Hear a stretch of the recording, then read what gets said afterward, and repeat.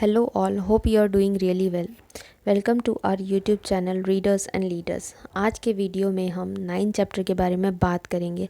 I hope इसके आगे के आपने 8 चैप्टर्स देख लिए होंगे।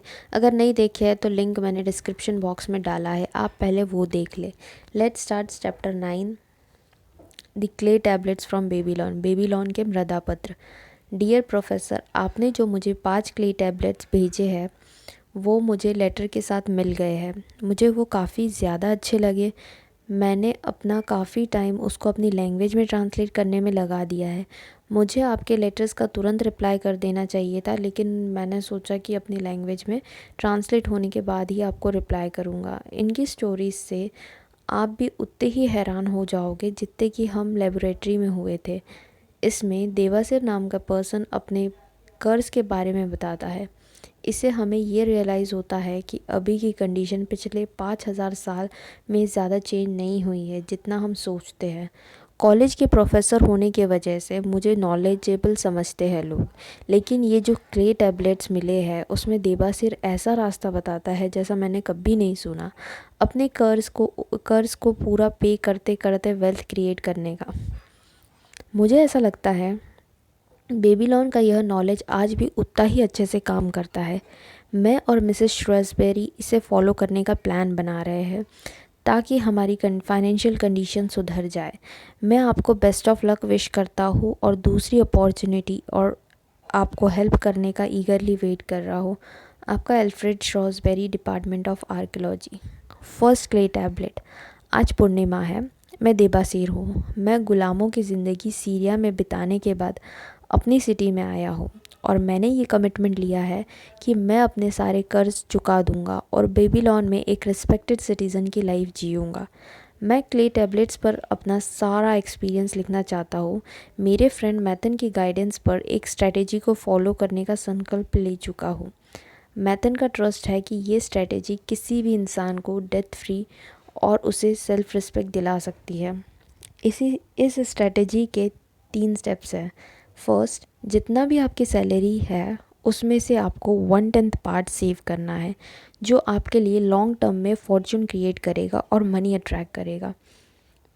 सेकेंड, मैं अपनी वाइफ की सारी विशेस पूरी करूँगा और उसके लिए ड्रेसेस खरीदूँगा क्योंकि वो लॉयल्टी के साथ अपने पिता के घर से मेरे पास आई है। मैथन ने कहा है, अपनी वाइफ की अच्छे से केयर करने से उनके हार्ट के अंदर सेल्फ रिस्पेक्ट आती है और इससे स्ट्रेंथ मिलती है।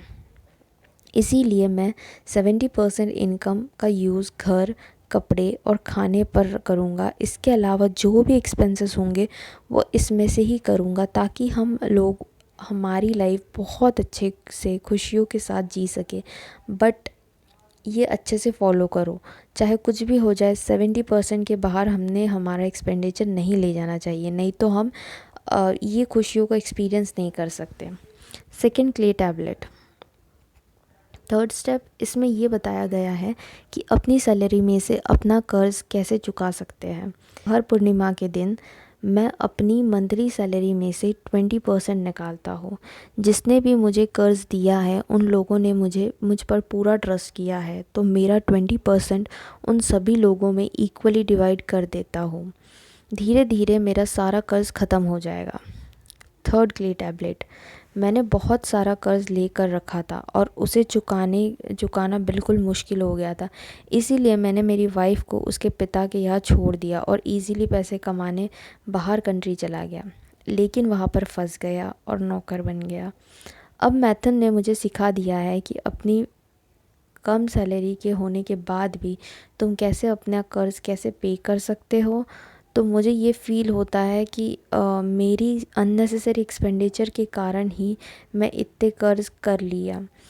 मैं उन सब से मिला और कहा, मेरे पास कोई प्रॉपर्टी वगैरह नहीं है, बस पैसे कमाने की कैपेबिलिटी है और मैं सैलरी का 20% कर्ज़ चुकाने में लगा दूंगा। अहमर मेरा बेस्ट फ्रेंड था। उसने मुझे भला बुरा कहा और इंसल्ट की। बेरिजिक, एक फार्मर, ने मुझसे कहा कि उसे पैसे की बहुत ज़्यादा ज़रूरत है, तो सबसे पहले मेरा पैसा चुका दे। अलकाहद घर के मालिक ने मुझे भी सुनाया कि अगर मैंने उसका पैसा जल्दी से नहीं रिटर्न किया तो बहुत बुरा होगा। बाकी सब ने खुशी खुशी मान लिया, इसलिए अब मेरे में ज़्यादा कॉन्फिडेंस है। इससे से जल्द पे कर दूंगा मैं, लेकिन फिर भी बहुत सारे लोगों के मैं नीड एंड डिमांड्स को पूरी नहीं कर पाऊंगा, उनसे मैं बहुत अच्छे से बिहेव करूंगा। Fourth clay tablet. आज फिर एक बार पूर्णिमा है, मैंने हार्डवर्क किया है और मेरी अच्छी वाइफ ने कर्ज़ देने में मेरा पूरा सपोर्ट किया है।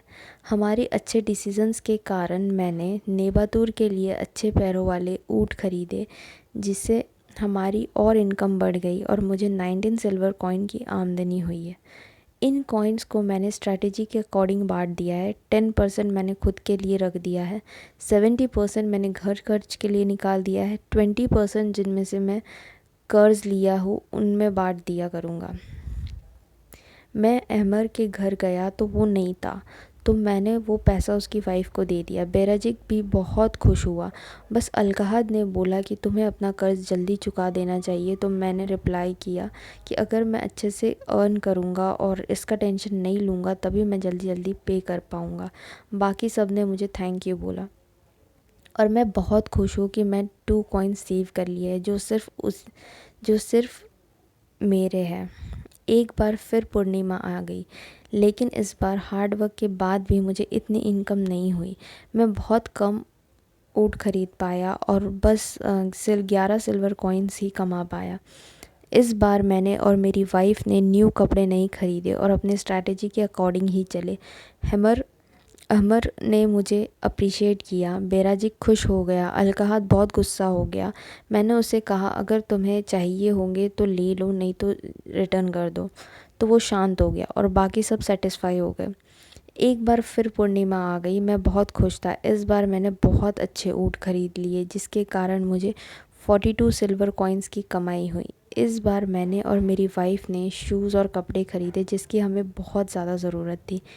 इसके अलावा हमने नॉनवेज खाकर पार्टी की। हमने 8 सिल्वर कॉइन्स का कर्ज़ उतार दिया है। अलकाहद ने भी कोई उल्टी बात नहीं की। ये स्ट्रैटेजी बहुत सही है, जो हमें कर्ज़ और सेविंग दोनों में हेल्प करती है। 3 महीने बाद मैं फिर लिख रहा हूँ। हर बार मैंने अपनी इनकम का 10% सेव किया है। हमें हमारा घर 70% में ही चलाया है। हालांकि काफ़ी मुश्किलें आई, लेकिन हमने फिर भी फॉलो किया और 20% से कर्ज़ चुकाया। मेरे पर्स में चांदी के 21 कॉइन्स हैं, जिससे मुझे अपने दोस्तों में बहुत रिस्पेक्टफुली उठ बैठ सकता हूँ। मेरी वाइफ घर का बहुत अच्छे से संभालती है और अच्छे ड्रेसेस पहनती है। हम साथ साथ बहुत खुश हैं। यह स्ट्रेटजी बहुत सही है, जिसने एक गुलाम को रिस्पेक्टेड पर्सन में बदल दिया है। 5th clay tablet. एक बार फिर पूर्णिमा है। 12 महीने गुजर चुके हैं और मैंने अपना सारा कर्ज चुका दिया है। मैंने और मेरी पत्नी ने जश्न मनाया क्योंकि हमारा संकल्प पूरा हो गया है। लास्ट बार मैं अपने कर्ज देने वालों से मिला। मुझे अहमर ने अपने शब्दों के लिए माफ़ी मांगी और कहा, मैं चाहती हूँ हमारी फ्रेंडशिप हमेशा रहे। अलकाहद ने कहा, तुम पहले एकदम नरम मिट्टी के तरह नाजुक थे, तुम्हें कोई भी छू कर दबा सकता था और मन चाहे आकार में ढाल सकता था, लेकिन अब तुम कॉपर की तरह हो गए हो, जो किसी को भी मुकाबला कर सकता है। और तुम्हें फ्यूचर में कभी भी पैसों की ज़रूरत पड़े तो बता देना। और भी बहुत लोगों ने बहुत कुछ अच्छा बोला।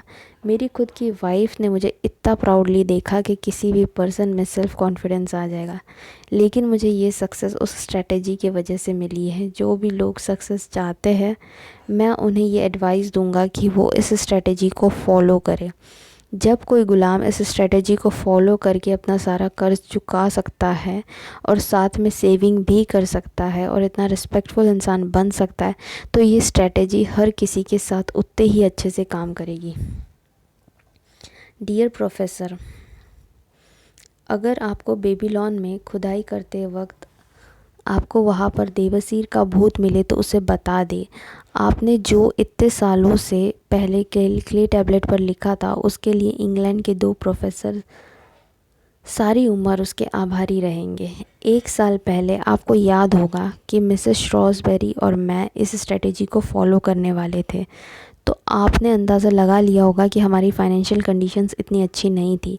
हम कई सालों से अपने फ्रेंड से छुपने की कोशिश कर रहे थे। हमें डर लगता था कि हमारे ऊपर ऑलरेडी बहुत कर्ज़ था और धीरे धीरे बढ़ता जा रहा था।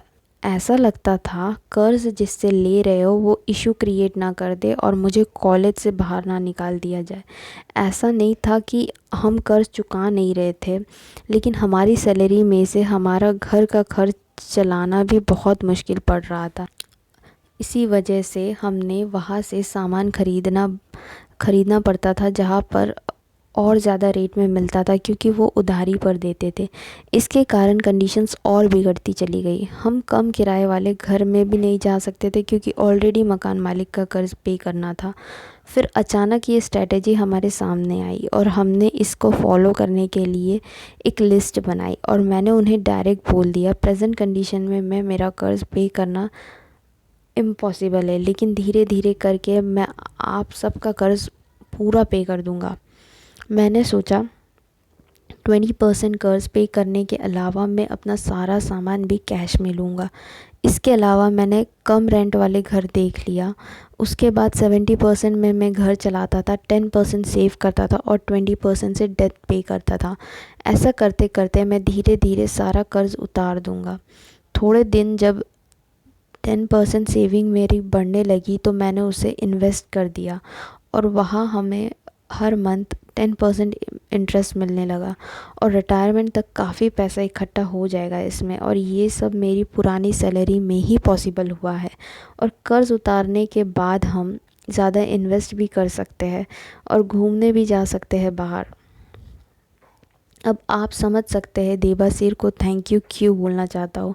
उसके पास नॉलेज था, उसे पता था इतनी डिफ़िकल्ट सिचुएशन से कैसे निकला जाए और उसने अपना इतना टाइम देकर ये क्ले टैबलेट्स लिखे क्योंकि वो चाहता था कि उसका जो इतना बेकार एक्सपीरियंस किया था उसने, वो किसी और को ना करना पड़े, उसे दूसरों का भला हो। और ये स्ट्रेटेजी बहुत ही ज़्यादा पावरफुल है जो 5000 साल बाद भी उतनी ही अच्छे से काम करती है। आपका एल्फ्रेड श्रॉसबेरी। तो फ्रेंड्स, आपको ये वीडियो कैसा लगा? Do share your valuable thoughts in the comment section and don't forget to subscribe our YouTube channel readers and leaders. Next video तक keep reading and keep learning.